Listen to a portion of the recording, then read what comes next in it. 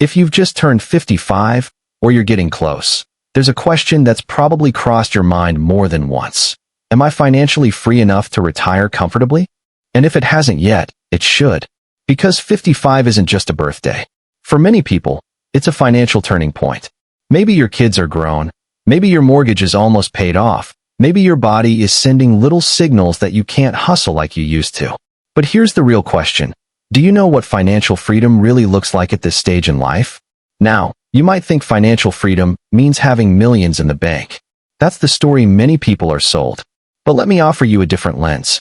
What if financial freedom at 55 was less about being rich and more about being ready? Picture this. You're sitting in your kitchen with a fresh cup of coffee. The morning light's coming through the blinds. You've got time. Time to think. Time to breathe. And no boss to report to. Sounds simple, right?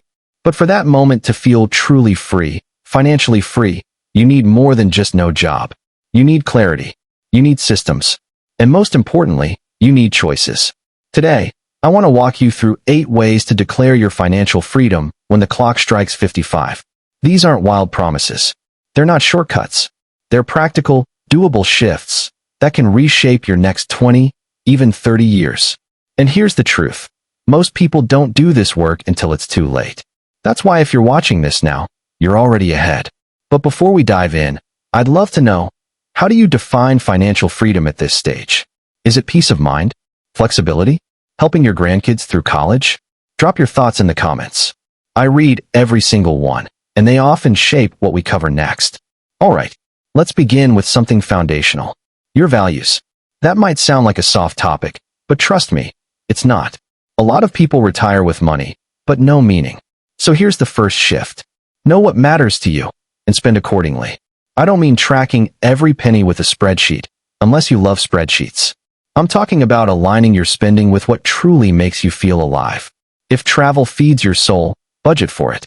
If you feel joy helping your community, set aside for giving. A study from Stanford actually showed that retirees who spend on experiences or giving, rather than just things, report higher life satisfaction across the board. Why? Because money alone isn't the goal. Freedom is. And freedom means choosing how your money supports your values. So ask yourself, where's your money going right now? Does it reflect what you care about most? If not, it's not too late to change that. You don't need to overhaul everything overnight. Just start small. Redirect $50 a month from impulse buys towards something intentional. Over time, that creates alignment. And alignment is freedom. Next, let's talk about generosity. Not from a moral place, but a practical one. Giving is one of the most underestimated tools for financial clarity. Here's what I mean. When you give, whether it's money, time, or skills, you naturally start asking, what do I have to offer? That question can lead you to discover untapped value in your life. It could be a talent you forgot you had, a connection you can nurture, a purpose you can lean into. Financial freedom isn't just about what you've accumulated. It's about what you can contribute. And studies from the University of Michigan show that consistent volunteering in retirement is strongly linked to lower depression and even improved memory. It grounds you. It gives your day structure. And financially, it reminds you that value isn't always about income. It's about impact. So maybe ask yourself, what's something you could give that would energize you, not drain you? That could be the key to both fulfillment and financial direction. Now, I want to gently bring up a tough one. Emotional spending. Because let's be honest, money can be emotional, especially at this stage of life. You've worked hard. You've sacrificed. And sometimes, it feels like you deserve to splurge. And hey, maybe you do. But here's the trap. When spending becomes a way to soothe stress, or fill time, or avoid hard questions, it stops being freedom. It becomes a leash. And this isn't about guilt. It's about noticing. A report from AARP found that impulse spending rises in early retirement, especially among those feeling uncertain about their new routine. So here's a quick tip. Before you buy something spontaneous, ask yourself one thing. Will I still want this in 72 hours? That pause, just 3 days, can be enough to reset the emotional charge. Even better, try what I call the values pause. Ask yourself, does this purchase support what matters to me? If the answer is yes, go for it. But if it's just a way to pass time or avoid something, maybe redirect. Freedom often lives in that pause. All right, let's shift gears. Let's talk housing. Your home isn't just a place to live. It's often your biggest financial asset. But that asset can either support your freedom or silently eat away at it. Here's what I mean. Some people retire and decide to renovate, expand, or even take out new loans against their home's equity. But what they don't always factor in is the cost of maintaining, insuring, and paying taxes on that bigger house. Now, I'm not here to tell you to downsize. That's personal. But I do encourage you to see your home as part of your retirement strategy, not separate from it. Ask yourself, is my house serving my lifestyle, or am I serving the house? One of my clients, a retired nurse in Oregon, realized she was spending nearly 40% of her pension just to stay in a 3-bedroom place she no longer needed.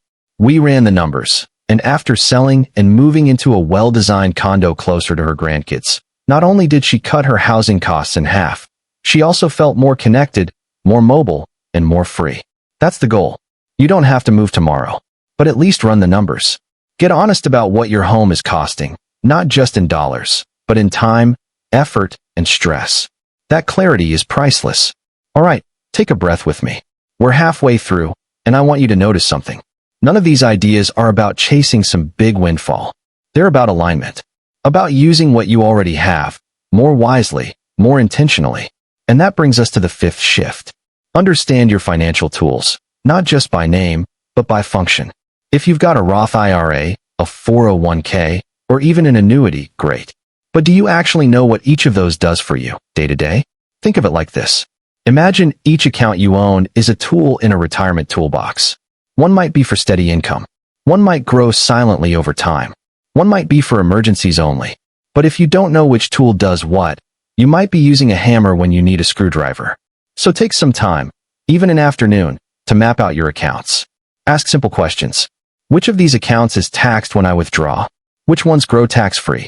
Which ones are locked up until a certain age? This isn't busy work. It's power.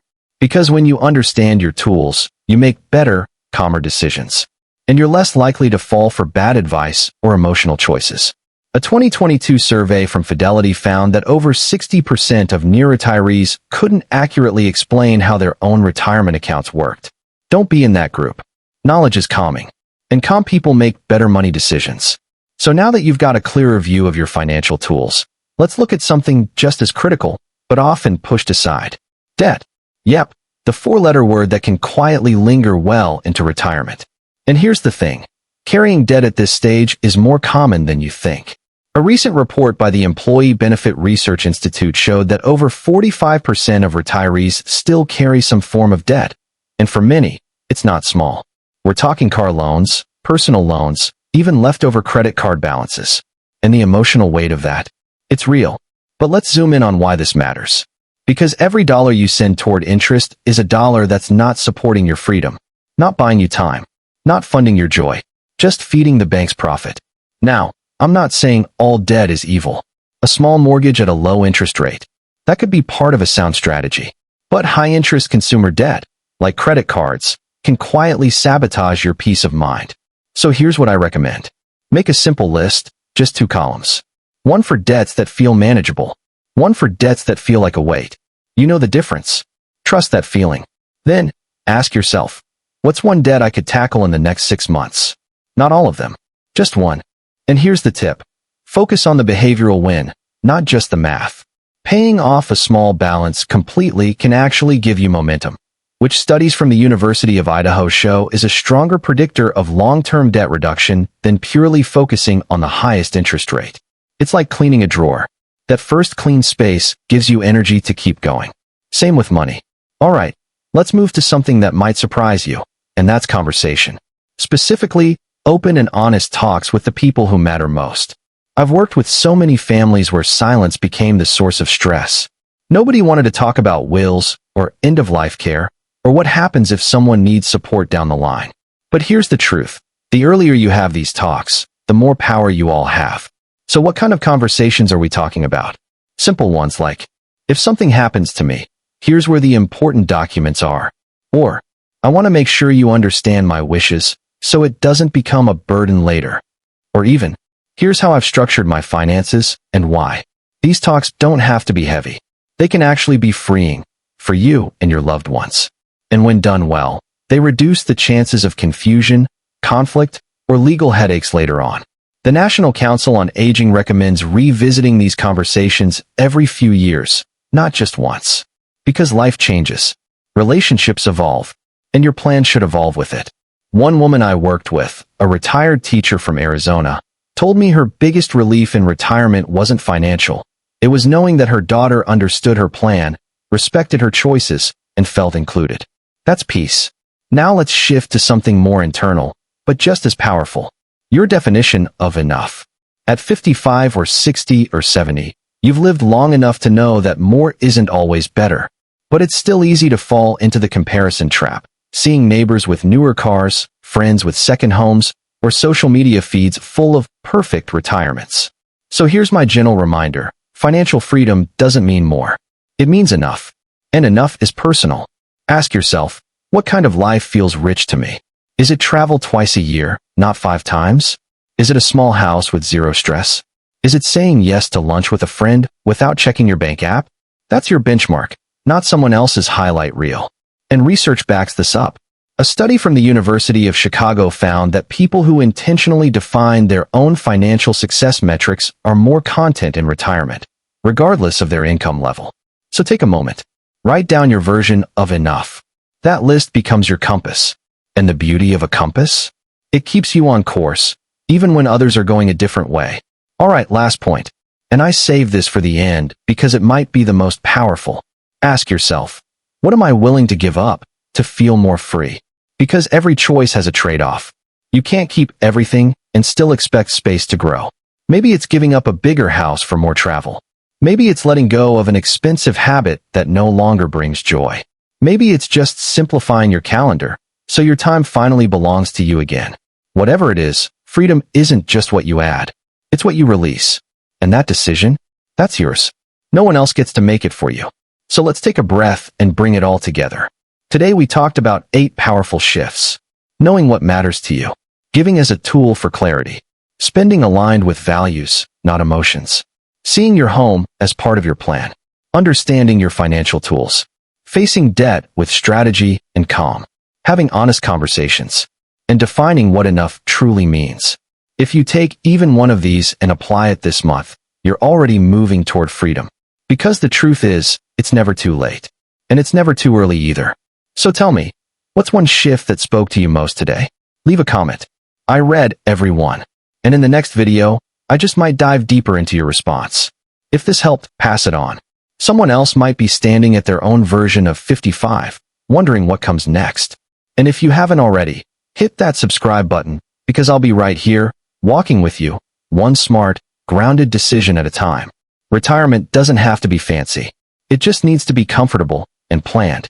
You've got this.